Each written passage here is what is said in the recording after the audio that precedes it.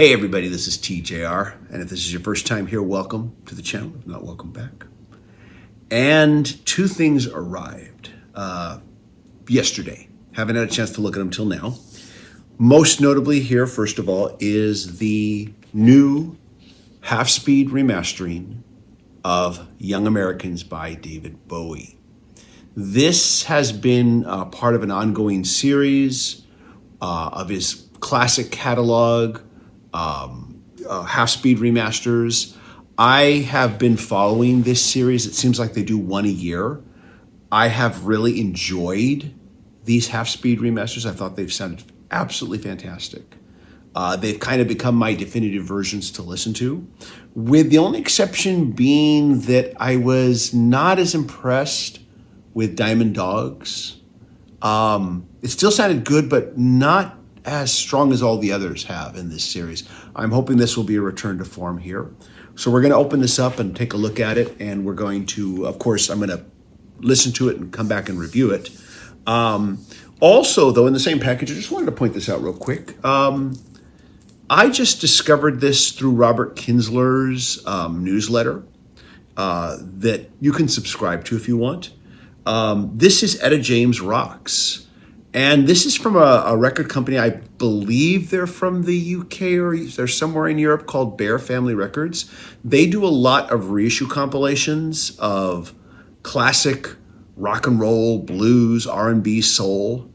And of course, I'm familiar with Etta James. I think a lot of people have the album At Last in their collection, which is a fantastic album. I have it too. But this is a compilation of really early stuff, much how shall I say, as the title put, Etta James Rocks, much rougher, bluesier, grittier music. And it's stuff that I've never heard. And so I went ahead and ordered it after I read about it on his newsletter here. Take off the shrink wrap. There we go. And anyways, though, real quick, just thought I'd show this to you here. CD.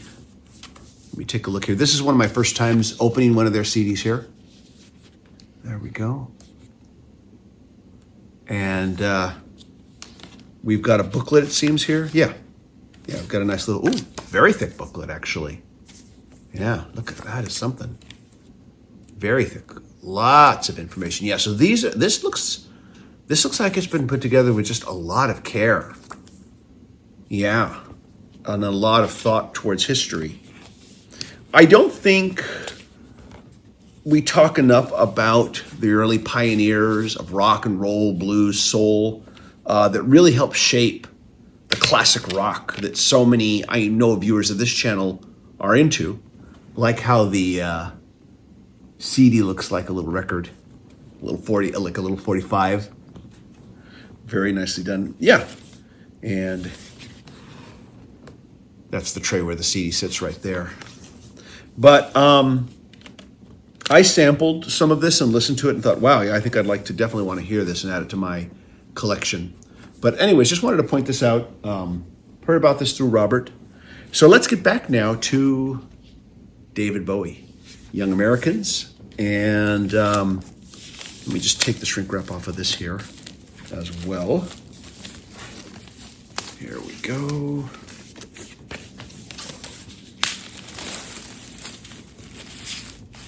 Of course, like all of them in this series, they have this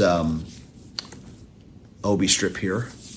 Half-speed master. This record was cut on a fully customized Late Newman VMS-80 lathe with fully recapped electronics from 192 KHZ restored masters. I can never say that right, so just give me a break here. Restored masters of the original record plant master tapes with no additional processing on transfer. And yeah, let me take off that Obi. But there we go. Nice, just very nice production here on the cover here. Nice, thick, sturdy cardboard. And like I said, the quality control on these has been, in my opinion, very good. Here we go. Lyric sheet. There we go. And here's the record. And of course, they all have this old styled like the old RCA label, but it says Bowie instead of RCA. And let's take a look here.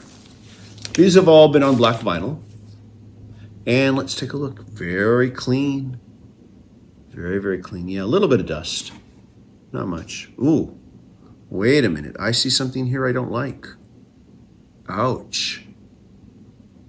Yeah, I can try to show this to you, but this does not look good.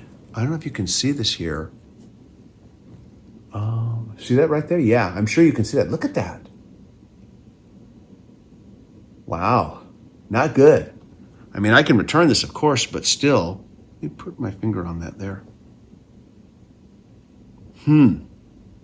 Okay, I'm going to play this. I'm going to listen. This is side 2 where it has all this here. I think I'm going to check that out first and just see. Okay, let's see what happens. We're not expecting this. We'll be back in a little bit.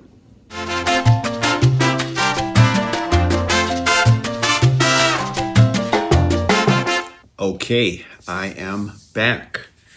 And the first thing I did, of course, was I played side 2 because I wanted to hear if I could hear anything. Anything bad, I should say, based on what I saw, based on what I just showed you a little bit before the break there. And side 2 played fine. There were no issues. A tiny bit of snap between, I think it was 2 of the tracks. I can't remember exactly. But a tiny bit of snap in between a track, just, in between the song. Not even snap and crackle, just some snap. And that's it. It played perfectly fine. I couldn't hear anything wrong with it. So with that said, I did play, of course, listen to side 1 and side 2.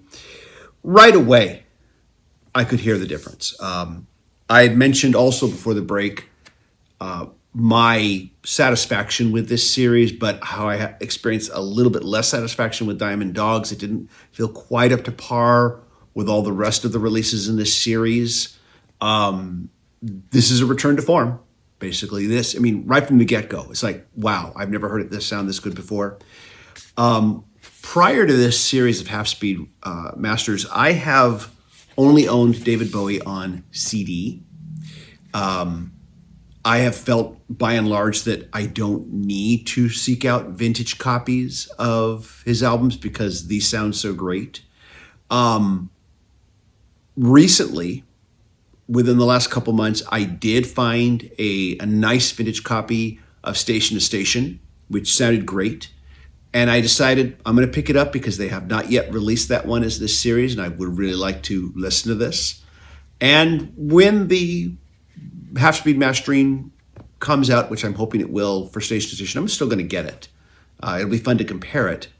But honestly, using Station to Station, that vintage copy as a guide, as as kind of an example, compared with these, while that vintage copy did sound fantastic, I don't feel like I need to seek out, vintage copies. I feel like this series is doing the job. I mean, these half-speed masterings, aside from Diamond Dogs, again, didn't sound terrible, but just didn't sound up to snuff with the rest of these. But these have all been great. This one's been great. And you pretty much notice it right away. I mean, it's just like you feel the impact of the instruments, how alive it sounds. There's just an energy to it.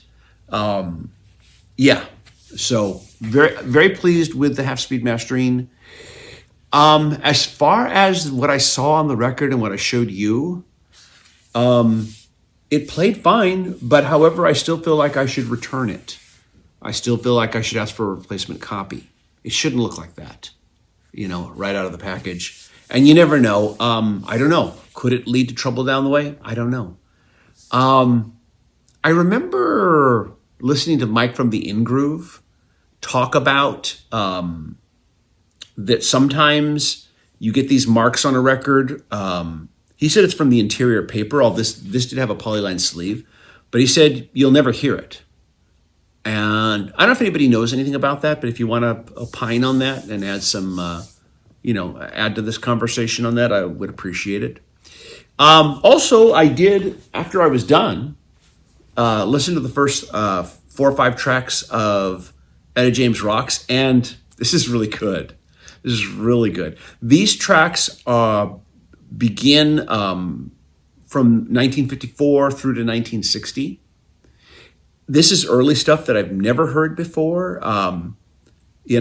Usually most of when I look up her catalog on like streaming, it starts with At Last. But no, this is really good stuff. This is just really rough rock and blues soul music. And I noticed that they included, of course, very smartly, I will add an insert for other albums that they have released, other CD compilations. And I think I'm going to be getting more of these.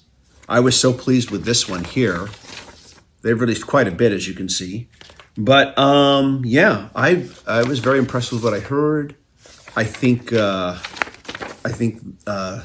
this is going to treat me to a lot of stuff that,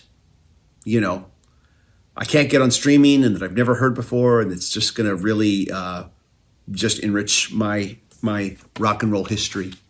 Anyways, though, so I just thought I'd mention that. I really appreciate Robert bringing up this release in his newsletter, because that's what kind of tipped me off to it. So yeah, if you've heard this, let me know what you think. Are you planning on getting it? And did yours have any issues physically? Did you see any physical issues with it? Again, I'm probably going to return this one anyways, even though it played perfectly fine. Yeah, it shouldn't look that way right out of the package.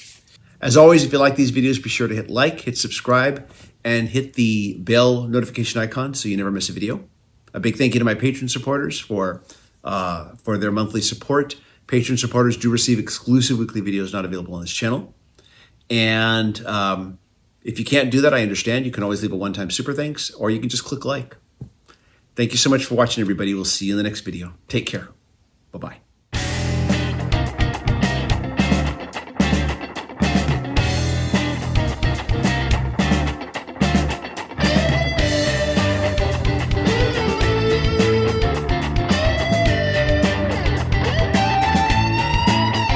She's a world-class situation. She plays a chick trick on my mind, and it bears examination. All the things she masterminds. Well, she'll say it once, she'll say it twice, that she'll love me to the end. She'll say it no one makes the sunshine, baby.